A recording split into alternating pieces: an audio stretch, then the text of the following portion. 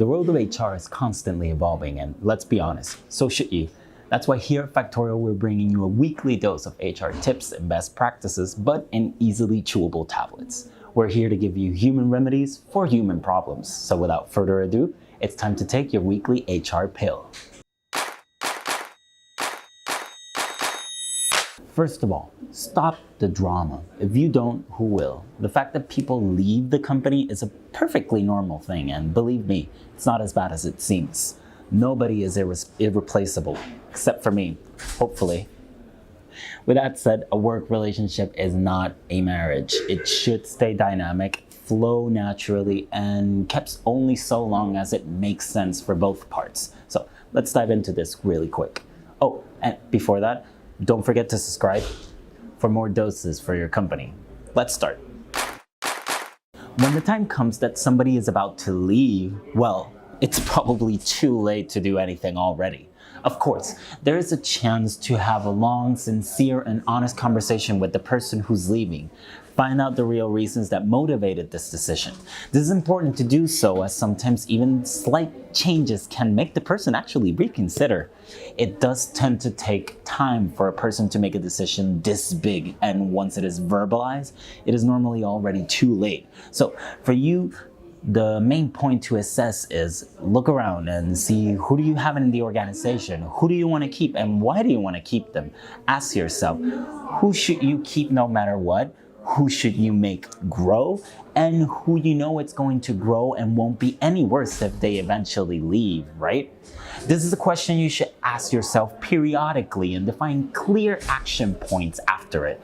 People have different growing curves. They are usually defined with their own ambition, talent, capabilities, and the manager's ability to develop and then push their growth. Those curves are all different. Let's look at some facts really quick. Fact number 1. Some employees' learning curves are so steep that exceed the possibilities of the organization to foster their growth. And there is little managers that can do sometimes other than taking the maximum profit of the time they spend in the company. At least make sure they have all possible room to grow. All challenges on the table, give them the necessary empowerment and learn from their drive as long as they last. Eventually, they will leave, as much as it hurts to say this, but that's okay. Good for them to recognize their potential and actually learn from themselves. Fact number 2. In many cases, companies can actually foster the growth of their employee. The HR manager has to make sure the company uses all in its power to develop its people and actually help them grow. Fact number 3. In other cases, employees don't grow and the company doesn't see possibilities for their growth. Those are the people that the company has to let go with no trauma. That's part of the natural organizational order. Others will take their place and face their former work with more enthusiasm. These are harsh realities in the workplace, but as I said before, very little things in this life are irreplaceable. So let's check out some remedies right now. A common phrase among HR people is, people don't leave jobs, they leave their boss. This makes sense. As I mentioned before, a manager controls a lot of the factors that matter to people at work every day. Now, how to develop people and prevent their leaving? Remedy number 1. One-on-one meetings with managers are mandatory. That is the only place that you can detect deeper problems with the employees. Let them talk. Find out about their goals, their ambitions, and align them to the business vision and make sure it all works out. Remedy number 2. Ask clear questions such as, is there anything that you think you can do to make us grow faster or make the business better? Trying out their ideas and actively using empowerment, allowing mistakes, is what actually makes people grow. Remedy number 3. Sometimes honesty works wonders. Asking people, are you learning in the current project? People will surprise you with their honesty, sincerely.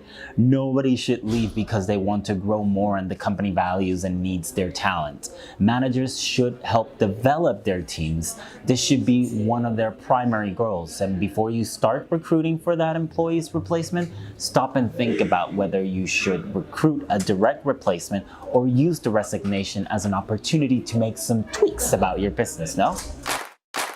If employees can't do their work, managers should help them. If they don't know how to do their work, managers should teach them. When the problem is that they don't want this help, well, then you just found yourself a great candidate to leave the company. It sounds really harsh, but with practice, it actually becomes quite simple to, identify. Even if sometimes it looks like people are not happy, the organization looks like a war zone, and everyone seems to be about to leave at once, calm down, seriously. It takes longer and really strong reasons for people to make relevant decisions such as leaving a company. Do your thing, work with managers, work on one-on-ones, spread the vision, and eventually things will start going as they should. Think about the impact of the rest of the team all of this may have, and all in all, keep it fair because life is all about being fair, not square. Subscribe to our channel and stay up to date with the latest remedies to help keep your company as healthy as possible. Share your thoughts with us on the comments section, and thanks for tuning in to HR Pills. See you next week for your next dose.